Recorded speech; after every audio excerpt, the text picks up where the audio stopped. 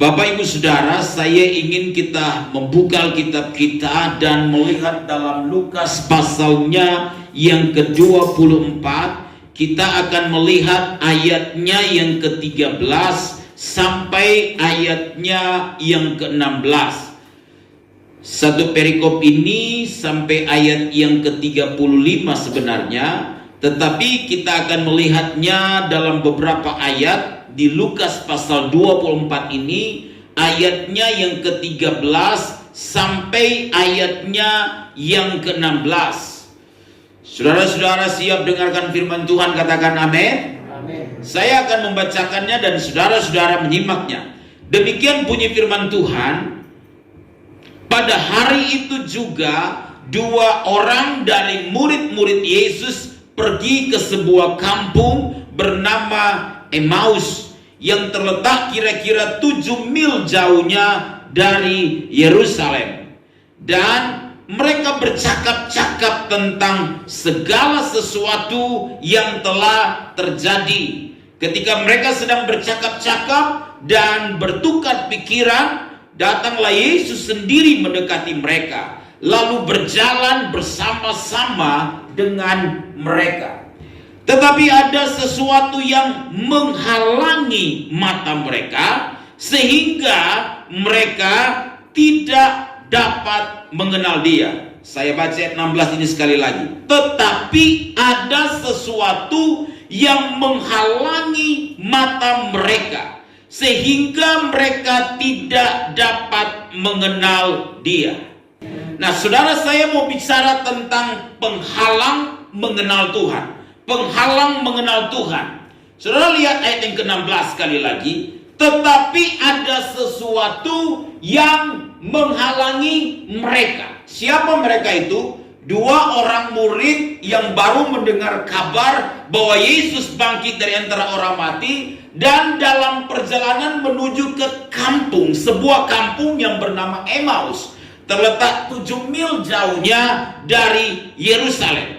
Tapi Alkitab berkata kepada kita begini, pada waktu mereka sedang bercakap-cakap di dalam perjalanan, mereka bertukar pikiran, lalu Yesus datang mendekati mereka, lalu berjalan bersama dengan mereka. Tetapi Alkitab berkata, mereka tidak dapat mengenal Dia. Bapak Ibu Saudara, mengenal siapa Tuhan kita itu sangat penting. Kehidupan kekristenan kita haruslah berusaha untuk mengenal siapa Tuhan kita. Kalau kita mengenal Tuhan kita dengan benar, kita tahu kepada siapa kita percaya, maka kita tidak mungkin akan cemas dalam hidup ini. Kita tidak mungkin akan takut dalam hidup ini. Kita tidak mungkin akan khawatir dalam hidup ini. Kalau kita kenal siapa Tuhan yang kita sembah, maka kita percaya Dia juga tidak pernah tinggalkan kita. Dia juga tidak pernah biarkan kita. Kita percaya bahwa kuasanya selalu menyertai kita. Bahkan Alkitab berkata bahwa pertolongannya selalu nyata di dalam kehidupan kita. Pertanyaannya begini, kenapa banyak orang yang hidupnya khawatir, hidupnya cemas, sehingga dia jadi orang Kristen jangan-jangan, jangan-jangan pesawatnya jatuh nih. Kalau dia lagi naik pesawat kira-kira begitu ya, baru goncang sedikit, jangan-jangan pesawatnya jatuh nih.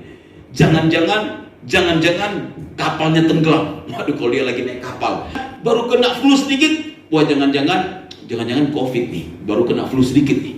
Ini orang cemas, orang khawatir. Kenapa? Nggak kenal siapa Tuhan dia, nggak kenal bahwa Tuhan itu berkuasa untuk menjaga dia, untuk melindungi dia, untuk membentengi dia. Kalau kita kenal siapa Tuhan yang kita sembah dalam hidup ini, bukan berarti kita tidak punya masalah, bukan berarti kita tak punya persoalan, Bukan berarti kita tidak punya pergumulan. Bukan jalan selalu akan berada seperti di jalan tol yang bebas hambatan. Tapi kadangkala kita melewati badai, kadangkala kita harus mengarungi gelombang, kadangkala kita menjalani namanya Via Dolorosa, ada jalan salib, ada padang gurun. Tapi dengarkan Bapak Ibu Saudara, kalau kita kenal siapa Tuhan kita, kita tahu Dia Allah kita yang hidup, maka kita percaya Dia tidak pernah tinggalkan kita, dan kita percaya pertolongan Dia tepat waktunya bagi kita. Amin. Persoalannya tidak banyak orang yang kenal siapa Tuhan dia. Tidak banyak orang Kristen yang mengenal siapa Tuhan dia. Ke gereja, memang ke gereja, tapi mimpi buruk terus katanya. Duh Pak, saya kok ke gereja tapi kenapa mimpi buruk terus ya? Jangan-jangan nggak kenal siapa Tuhan. Iya, saya ke gereja kok Pak, kenapa takut melulu ya? Padahal kita berkata Tuhan tidak pernah memberikan kepada kita roh ketakutan, tetapi roh yang membangkitkan kasih, kekuatan, pikiran yang jernih. Kalau hidup kekristenan kita kenal Tuhan, betapa dahsyatnya kita berjalan bersama dengan Tuhan setiap hari. Karena itu Hosea mengingatkan kepada orang Israel, umatku binasa karena mereka tidak mengenal Tuhan. Jadi kalau kita tidak kenal siapa Tuhan kita, Bapak Ibu Saudara, lama-lama iblis akan datang untuk mencuri, kata Alkitab, membunuh dan membinasakan. Dia mencuri damai sejahtera kita, dia mencuri sukacita kita. Karena itu gak jarang ada banyak orang kehilangan damai, kehilangan ketenangan, kehilangan sukacita, karena gak kenal Tuhannya dengan dekat. Padahal Alkitab berkata kepada kita sekalian, hanya dekat Allah saja kita bisa tenang. Jadi pengenalan kita akan Tuhan itu penting. Nah, ini yang terjadi kepada dua orang murid yang sedang dalam perjalanan menuju ke Emmaus. Alkitab berkata di dalam ayat yang ke-15 dan 16, saya baca sekali lagi. Ketika mereka sedang bercakap-cakap dan bertukar pikiran, datanglah Yesus sendiri mendekati mereka, lalu berjalan bersama-sama dengan mereka. Saudara tahu peristiwa ini terjadi pada hari kebangkitan Yesus. Kalau kita perhatikan ayat 13 dikatakan begini, pada hari itu juga, hari kapan? Hari Minggu, ketika Yesus bangkit dari antara orang mati, lalu para perempuan yang datang ke kubur memberitahukan kepada murid-murid Yesus bahwa kubur itu kosong. Jadi hari itu juga ada dua orang murid Yesus yang berjalan ke sebuah kampung yang bernama Emmaus. Kemudian kata Alkitab, mereka bercakap-cakap dan bertukar pikiran. Memang begini Bapak Ibu Saudara, saudara harus tahu latar belakangnya bahwa murid-murid itu sedang sedih banget. Sedih kenapa? Karena guru mereka baru mati, disalib. Karena Yesus yang mereka dambakan, yang mereka rindukan, itu baru disalib dan kemudian mati. Begini saudara, kata Alkitab mereka dua orang nih berjalan menuju ke kampung Emmaus. Kalau kita sedang kecewa, sedang sedih, sepertinya tidak ada yang tolong, jangan menyendiri. Jangan sendiri di kamar, kurung, ya, nggak keluar. Lalu sukanya menyendiri kalau lagi ada masalah. Jangan undur, jangan jauh dari persekutuan, jangan menyendiri. Minimal ada dua orang, seperti Yesus mengutus murid-muridnya pergi pelayanan dua-dua orang. Mengapa? Karena akan saling menguatkan. Kata Alkitab, kalau ada dua orang, mereka akan saling menguatkan, saling menolong. Karena itu kata Alkitab, jika ada dua orang bersepakat meminta kepada Tuhan, maka Tuhan mendengarnya di sorga. Jadi penting, kalau kita sedang punya masalah, pokoknya jangan menyendiri. Itu kebenarannya. Jangan, kalau kita sedang sedih, jangan kurung diri di kamar. Kita harus punya orang di mana kita bisa berbagi dan kemudian bisa bercakap-cakap. Nah, kedua murid ini sedang bercakap-cakap dan bertukar pikiran. Lalu Yesus datang, kata Alkitab. Kemudian ayat 16 berkata, mereka tidak dapat mengenal Yesus. Pertanyaannya begini, kalau begitu, apa yang menghalangi mereka mengenal Yesus? Kata Alkitab ada sesuatu di dalam ayat 16 ya, yang menghalangi mata mereka sehingga mereka tidak dapat mengenal Dia. Saudara tahu kalau murid-muridnya kan, para rasul 3,5 tahun berada bersama dengan Yesus. Di samping 12 orang murid, ada banyak murid yang lain yang selalu juga mendengarkan Yesus berkhotbah, menyampaikan, mendengarkan Yesus mengajar.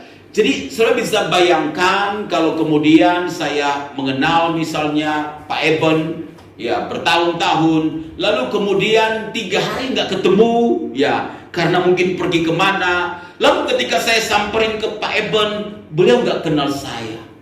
Ada sesuatu yang menghalangi ketika dia nggak kenal. Wah, something wrong. Ada sesuatu yang salah. Padahal mengenal Tuhan itu penting.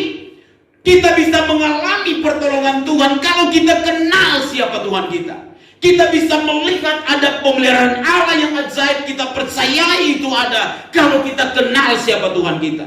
Persoalannya, kedua murid ini nggak kenal Yesus sedang berbicara dengan dia. Jangan sampai kita juga sedang tidak mengenal ketika Yesus sedang menolong kita, ketika Yesus sedang berbicara kepada kita. Nah, pertanyaannya begini, apakah yang menghalangi sehingga kedua murid ini tidak bisa mengenal Tuhan? Ini akan kita renungkan. Yang pertama, saudara, saya menemukan ayat 19 sampai 21 berkata kepada kita demikian. Saya ingin kita lihat ayat 19 sampai 21. Alkitab berkata kepada kita demikian. Katanya kepada mereka, apakah itu? Jawab mereka, apa yang terjadi dengan Yesus orang Nazaret? Jadi kata Yesus kepada mereka, apa itu yang sedang kalian bicarakan? Kira-kira begitu. Lalu mereka berkata kepada Yesus, apa yang terjadi dengan Yesus orang Nazaret? Dia adalah seorang nabi yang berkuasa dalam pekerjaan di hadapan Allah dan di depan seluruh bangsa kami. Tetapi imam-imam kepala dan pemimpin-pemimpin kami telah menyerahkan dia untuk dihukum mati dan mereka telah menyalibkannya. Padahal kami dahulu mengharapkan bahwa dialah yang datang untuk membebaskan bangsa Israel. Tetapi sementara itu telah lewat 3 hari sejak semuanya itu terjadi. Lihat ayat 21. Padahal kami mengharapkan bahwa dialah yang datang untuk membebaskan bangsa Israel. Apa penghalang sehingga murid-murid nggak mengenal Yesus? Pertama, cara pandang mereka. Cara pandang mereka tentang Tuhan mereka salah. Cara pandang mereka tentang Yesus keliru. Mereka berkata begini dalam ayat yang ke-19, bahwa Yesus adalah nabi yang berkuasa untuk menyatakan perbuatan dan perkataannya di depan bangsa Israel. Jadi mereka berpikir Yesus itu nabi, Yesus itu guru. Ya, pemahaman mereka mungkin bahwa Yesus adalah nabi itu mungkin dipengaruhi karena Yesus mati. Jadi mereka gak yakin kalau Yesus itu Tuhan. Nah, saudara-saudara, cara pandang kita yang salah tentang Tuhan itu dapat menjadi penghalang untuk kita mengenal siapa Tuhan kita. Kalau kita memandang Tuhan dengan cara yang sempit, maka sempitlah kita melihat kemahakuasaan Tuhan. Kalau kita memandang Tuhan sekedar dia bisa tolong kita untuk satu hal saja, maka seperti itulah Tuhan melakukan itu dalam hidup kita sekalian. Cara pandang kita akan mempengaruhi bagaimana pengenalan kita akan Tuhan itu terjadi. Jika kita memandang Tuhan dengan benar, memahami dia bukan sekedar nabi, dia bukan sekedar rasul, tapi dia Tuhan, dia Allah kita. Sama seperti ketika Thomas berkata, engkau adalah Tuhan dan Allahku. Cara kita memandang Tuhan akan mempengaruhi bagaimana Tuhan juga bisa berkarya dalam hidup kita semua. Amin, saudara. Kenapa para murid itu terhalang untuk percaya kepada Tuhan, untuk mengenal Tuhan? Karena memang mereka berpikir Yesus itu nabi, kata Alkitab di dalam ayat yang ke-19. Lalu ayatnya yang ke-21 mereka berpikir begini, padahal kami dahulu mengharapkan bahwa dialah yang datang untuk membebaskan bangsa Israel. Mereka itu salah pandang tentang Tuhan. Atau kalau orang sekarang bilang gagal paham tentang Yesus. Mereka berpikir Yesus itu akan datang untuk membebaskan mereka bangsa Israel yang saat itu sedang dijajah oleh penjajah yang bernama Romawi. Mereka pikir Yesus datang membebaskan mereka secara fisik semata-mata. Tapi Yesus adalah Tuhan. Dia datang memang untuk mati di kayu salib. Dia datang untuk menebus manusia dari dosa, saya dan saudara dari dosa. Dia bukan sekedar nabi, dia bukan sekedar rasul, tapi dia Tuhan, dia juru selamat kita. Dan dia bukan cuma menyelamatkan kita, tetapi dia berkata kepada kita sekalian bahwa segala kuasa telah diberikan kepadaku di surga dan di bumi. Dia berkuasa untuk melakukan segala sesuatu dalam hidup kita. Karena itu pengenalan kita akan Tuhan akan menentukan bagaimana kita bisa berjalan hari demi hari bersama dengan Tuhan, minggu demi minggu bersama dengan Tuhan, bulan demi bulan bersama dengan Tuhan, tahun demi tahun bersama dengan Tuhan, di dalam pemeliharaan Tuhan yang ajaib, di dalam pertolongan Tuhan yang dahsyat yang dia bisa kerjakan dalam hidup saya dan saudara. Tergantung bagaimana kita mengenal Tuhan kita. Amin. Jadi jangan salah paham, jangan salah pandang, jangan mengkerdilkan Tuhan. Dia adalah Tuhan kita. Dia adalah Raja kita. Dia mati di kayu salib bagi saya dan saudara. Dia menebus kita dari dosa. Waktu kita percaya kepadanya, kita beroleh keselamatan. Yang kedua, apa penghalang untuk murid-murid percaya? Lihat ayat 25. Ayat 25 berkata kepada kita demikian. Lalu ia berkata kepada mereka, hai kamu orang bodoh, betapa lambannya hatimu. Ini sebuah teguran. Betapa lambannya hatimu. Garis bawahi kata itu. Yang kedua, apa penghalang kita mengenal Tuhan? Karena hati kita lamban untuk menangkap kebenaran itu, untuk menangkap firman Tuhan yang telah kita dengarkan. Karena itu hati yang kata Alkitab adalah pusat kehidupan kita, harus kita jaga sedemikian rupa. Kata Alkitab, jagalah hatimu dengan segala kewaspadaan, karena dari situlah terpancar kehidupan. Orang sulit mengenal Tuhan karena apa? Berhubungan dengan hati, saudara. Kata Alkitab di sini, hatinya lamban. Betapa lambannya hati. Berarti kita mengerti Tuhan itu bukan dengan akal sebenarnya, tapi dimulai dari hati. Hati kita percaya, maka akal kita ditundukkan kepada hati kita yang percaya kepada Tuhan. Saudara tahu, di dalam hati kita adalah sebuah lembaga namanya hati nurani.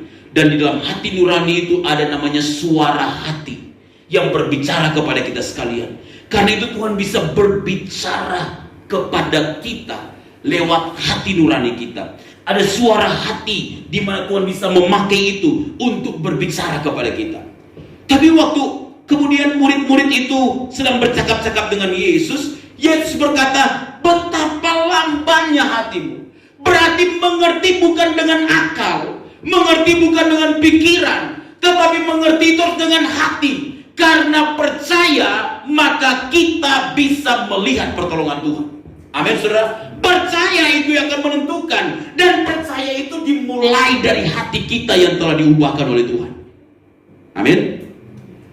Saudara tahu kenapa orang bisa seringkali tidak bertumbuh? Karena hati yang tidak terjaga. Saudara tahu kenapa ada banyak orang bisa tinggalkan Tuhan? Karena hati. Kalau waktu dia mulai kecewa, lalu dia biarkan kekecewaan itu bertumbuh dengan subur, lalu akhirnya dia hidup dalam kekecewaan, dia hidup dalam kesedihan, termasuk ketika dia pikir Tuhan tidak bisa tolong dia, Tuhan tidak bisa buka jalan bagi dia, Tuhan tidak dapat untuk mencukupkan apa yang dia perlukan, lalu hatinya mulai menjadi kecewa. Maka pada saat itulah dia mulai undur dari Tuhan. Karena itu hati kita penting. Pelihara hati kita sedemikian rupa. Karena hati akan menentukan bagaimana Tuhan akan membawa kita pada pengenalan yang benar akan Tuhan. Kalau hati kita terbuka, maka pikiran kita akan ikut terbuka. Saudara tahu, bahwa ada jemaat yang hatinya lebih terbuka untuk mendengarkan firman Tuhan, sehingga mereka bertumbuh untuk mengenal Tuhan, kata Paulus. Tetapi ada jemaat yang kata Paulus juga hati mereka tertutup untuk mendengar firman, sehingga kemudian mereka tidak bertumbuh dalam pengenalan akan Tuhan. Lydia, seorang penjual kain ungu di Tiatira, kata Alkitab, ketika Paulus sedang memberitakan Injil, maka Tuhan membuka hatinya sedemikian rupa, sehingga kemudian dia bisa mengenal siapa Tuhan yang diberitakan oleh Paulus pada saat itu. Karena itu hati kita harus merespon dengan benar. Kata Tuhan, betapa lambannya hatimu. Respon kita terhadap kebenaran dengan cepat itu menentukan berkat yang kita terima dari Tuhan. Lambannya kita merespon kebenaran karena menutup hati kita. Seringkali kita sedang menutup pintu untuk Tuhan memberkati kita. Seringkali kalau kita tutup hati kita, kita menutup jalan yang sebenarnya Tuhan bukakan bagi kita. Karena itu, bukalah hati kita untuk Tuhan. Amin, saudara. Izinkan Tuhan yang berbicara kepada kita. Karena kalau Tuhan yang berbicara dan kita merespon dengan cepat, maka itu akan membawa kita pada pengenalan akan Tuhan. Yang ketiga, saudara dikasih oleh Tuhan, apa penghalang kedua murid itu untuk mengenal Tuhan, yang itu harus kita singkirkan, bisa menjadi penghalang kita? Pertama, karena cara pandang tentang Tuhan salah. Mereka berpikir Yesus itu hanya nabi, padahal dia Tuhan yang berkuasa atas alam semesta. Yang kedua, karena hati mereka lamban. Mereka responnya begitu lamban karena semua dimulai dari hati kita. Yang ketiga, masih di ayat 25 dikatakan begini bagian akhirnya, sehingga kamu tidak percaya segala sesuatu yang telah dikatakan para nabi. Yang ketiga, penghalang kita mengenal Tuhan adalah ketidakpercayaan kita. Ketidakpercayaan kita memang dimulai dari hati. Kalau Bapak Ibu lihat, saudara lihat bahwa dikatakan betapa lambannya hatimu sehingga kamu tidak percaya segala sesuatu yang apa dikatakan para nabi, kata Alkitab. Nah, tidak percaya segala sesuatu yang telah dikatakan oleh para nabi karena mereka tidak mengerti firman, itu menghambat mereka mengenal Tuhan. Keraguan-raguan kita, pesimisnya hidup kita terhadap Tuhan yang pegang kendali atas segala sesuatu menghalangi pengenalan kita akan Tuhan. Orang yang tidak percaya, maka dia tidak bisa melihat kuasa Tuhan dalam hidupnya. Banyak orang Kristen cari bukti. Kalau Tuhan berkuasa, buktikan. Kalau Tuhan berkuasa, nyatakan. Tuhan berkuasa, Tuhan sanggup. Pertanyaannya, percaya enggak kita? Percaya enggak bahwa Tuhan bisa lakukan itu bagi kita? Percaya enggak bahwa Tuhan bisa buka jalan? Tuhan berkata kepada kedua orang murid itu bahwa mereka tidak percaya, kata Alkitab, segala sesuatu yang dikatakan oleh para nabi. Berarti tidak percaya tentang apa di sini? Tidak percaya tentang firman. Begitu ya. Segala sesuatu yang dikatakan para nabi berarti menunjuk kepada kitab perjanjian lama yang dipercaya oleh orang Israel sebagai kitab suci pada saat itu. Mereka tidak percaya kepada apa yang dikatakan para nabi, berarti tidak percaya firman. Sudah saya percaya firman itu memberikan kita kekuatan. Saudara lihat ayat 27, Alkitab berkata, lalu ia menjelaskan kepada mereka apa yang tertulis tentang dia dalam seluruh kitab suci, mulai dari kitab-kitab Musa dan segala kitab para nabi, kitab nabi-nabi. Mengerti firman akan membuat iman kita bertumbuh. Iman timbul dari pendengaran, kata Alkitab, dan pendengaran akan firman Kristus. Bagaimana kita bisa bertumbuh iman kita kalau kita tidak memberi ruang untuk kita mendengar firman, untuk kita merenungkan firman dan melakukan firman itu dalam hidup kita. Kehidupan Kristen di tengah-tengah dunia ini yang ada banyak masalahnya, hidupnya harus penuh dengan firman. Kalau dia dipenuhi dengan firman, maka apapun yang dia hadapi dalam hidup dia, dia bisa menjalaninya semuanya bersama dengan Tuhan. Amin, saudara. Nah, saudara lihat, apa yang menyebabkan kemudian akhirnya mereka bisa mengenal Tuhan? Kalau kita baca cerita ini sampai ayat 35, maka kita menemukan bahwa akhirnya mata mereka terbuka, mata kedua murid itu terbuka, lalu mereka bisa mengenal, oh ternyata itu Tuhan. Lihat ayat 31, mari kita lihat ayatnya yang ke-31. Alkitab berkata kepada kita demikian, ayat 31. Ketika itu terbukalah mata mereka, dan mereka pun apa? Mengenal Dia. Kita mundur ke ayat 29 dan 30. Dikatakan begini, tetapi mereka sangat mendesaknya, katanya, tinggallah bersama-sama dengan kami, sebab hari ini telah menjelang malam dan matahari hampir tenggelam. Lalu masuklah ia, perhatikan baik-baik, lalu masuklah ia dan tinggal bersama-sama dengan mereka. Lalu ayat 30 berkata, waktu ia duduk makan dengan mereka, ia mengambil roti, mengucap berkat, lalu memecah-mecahkannya dan memberikannya kepada mereka. Baru ayat 31 berkata, ketika itu terbukalah mata mereka dan mereka pun mengenal Dia. Apa yang menyebabkan kedua murid itu terbuka matanya, lalu akhirnya bisa mengenal Tuhan? Kata Alkitab begini, karena mereka mendesak Yesus dalam ayatnya yang ke-29 untuk tinggal bersama dengan mereka. Kalau Yesus tinggal di hati kita, kita akan mengenal Dia. Kalau Yesus tinggal dalam rumah tangga kita, kita bisa mengenal Dia. Kalau Yesus tinggal dalam pekerjaan kita, kita bisa mengenal Dia. Kalau Yesus tinggal di dalam pelayanan kita, itu akan membuat kita semakin mengenal Dia.